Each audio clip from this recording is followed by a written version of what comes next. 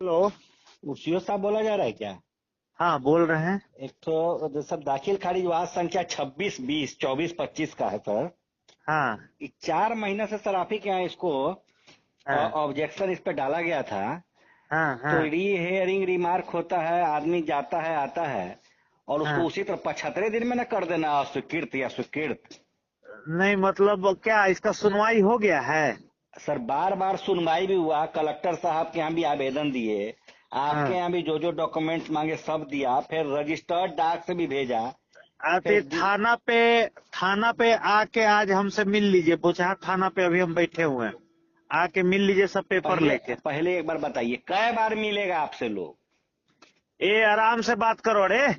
तुम बात किससे करा? तुम साला जहाँ जाना है जाओ। तुम ऐसे बात करेगा आराम रे से? माधर चो तुम तो अरे सीओ माँ रे। का भोसड़ी रे वाला रे माधर के रे। मारेगा, जाने रे मार तो देगा तेरी माँ का तेरी चोदो। माँ की भोसड़ा का। हो रहा होता कुछ गलत जिस पर आप आपत्ति किए होते तो बात समझ में आती कि ये आपका हित इसमें जुड़ा है। आप दूर दूर तक कहीं से भी इस भूमि में नहीं हैं, तो फिर ये प्रश्न उठता है कि आप क्यों इतने उग्र होकर और ये करके आप जो है एक अधिकारी से वो धमकी दे रहे हैं, गाली गलौज कर रहे हैं।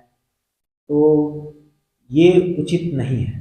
अच्छा, इससे पहले भी व्हाट्सएप पे चेकिंग हुई थी और दबाव बनाया जा रहा है। जी, व्हाट्सएप पर उन्होंने फ़ोन करने के 2 दिन पहले मैसेज किया था कि इस केस को रिजेक्ट कर दीजिए, रिजेक्ट करो नहीं तो मैं हाई कोर्ट में तुम्हारे खिलाफ केस करके फंसा दूंगा।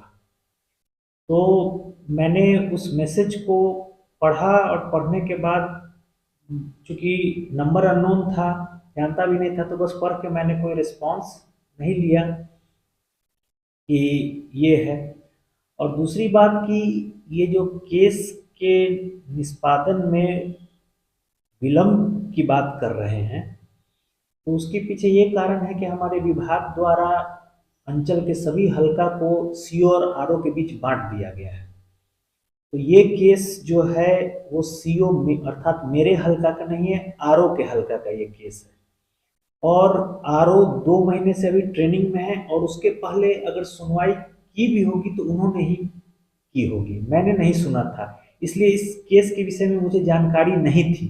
तभी मैंने फ़ोन पर उनको बोला कि मैं अभी शनिवारी जनता दरबार में बुचहा थाना पर बैठा हुआ हूँ, आप सभी कागजात लेकर आ जाएं ताकि मैं जो आवेदक हैं दाखिल खारिज के क्रेता पक्ष जो आपत्ति करता है, दोनों का कागजात देख के, दोनों की बात सुन के, दोनों का पक्ष जान के जो विधि सम्मत निर्णय होगा मैं अभी ले सकता हूं। चूंकि जब वो ट्रेनिंग में गए हैं तो अभी राजस्व अधिकारी के प्रभार में मैं ही हूँ, तो मैं निष्पादन कर सकता हूँ। लेकिन निष्पादन करने के पूर्व ये आवश्यक है कि मैं दोनों पक्षों को सुनूं और दोनों के कागजात को देखूं।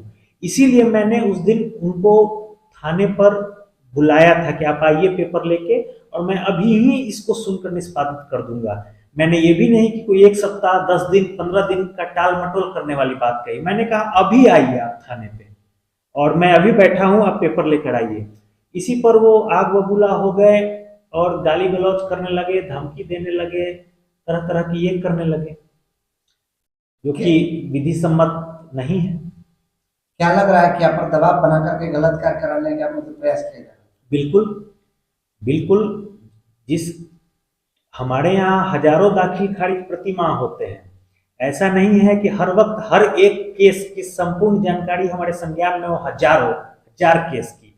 तो किसी भी केस पर अगर किसी व्यक्ति को, किसी आवेदक को या किसी पब्लिक को कोई परेशानी है तो वो बताएंगे तो मैं खुद समय दे देता हूँ। आप आ जाइए, कागज के साथ मिल लीजिए ताकि मैं पूरे तथ्यों को समझ लूँ, ताकि अपने भर हमारा प्रयास रहता है कि कोई गलत काम ना हो। लेकिन पेपर लेकर नहीं आना, बुलाने पर भी इसमें साफ मंशा जाहिर होती है कि दबाव बनाकर किसी तरह उसको रिजेक्ट करवा दें। यही उनकी मंशा थी, यही उनकी मंशा थी। अगर वो सही होते हैं तो बोलते कि ठीक है, शनिवारी जनता दरबार में हर शनिवार को कम से कम 50-60 लोग आते हैं, तो वो भी आ सकते थे अपने शिकायत को लेकर। अगर उनकी बात सुनकर, उनके पेपर को देखकर उसके बाद में टाल मटोल करता या गलत निर्णय लेता, जो अस्वीकृत करने का है उसको स्वीकृत कर देता है, जो स्वीकृत करने योग्य है उसको अस्वीकृत कर देता है। यदि ऐसा कोई कृत्य मैं करता तब मैं दोषी होता, लेकिन वो बुलाने पर भी नहीं आए और सीधा दबाव बना रहे हैं, सीधा एक तरह से आदेश दे रहे हैं कि तुम इसको अस्वीकृत कर दो, इस ताकि खारिज को।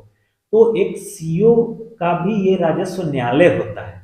एक तरह से वो न्यायालय में जो बैठे हुए हैं फैसला लेने के लिए, उनको उन्होंने धमकी दिया है और उनके कार्य में उन्होंने हस्तक्षेप किया है, न्यायालय के कार्य में हस्तक्षेप किया है और उसमें दबाव बनाया है, और उसके साथ साथ अभद्रता, गाली गलौज ये सब भी किया है। इस मामले को लेकर आगे कोई कार्रवाई? आगे की यही कार्रवाई है कि मैंने इस केस में जो है खुद मेरे मैंने नोटिस करवाया है कि अभी चूंकि मुझे आरओ के प्रभार में भी मैं ही हूँ अभी, तो मैंने नोटिस करवा दिया है और परसों सुनवाई की तिथि रखी है। परसों गुरुवार को 13 मार्च को 4 बजे मैंने दोनों पक्षों को नोटिस करके बुलाया है कि अपने अपने दस्तावेज लेकर आइए, अपना अपना पक्ष रखिए। वो दोनों का दस्तावेज देखूंगा, दोनों का पक्ष सुनूंगा और जो विधि सम्मत निर्णय होगा वो लेकर और मामले का तुरंत निष्पादन कर दूंगा। मैं विश्वजीत सिंह, अंचल अधिकारी बोचहा, मुजफ्फरपुर।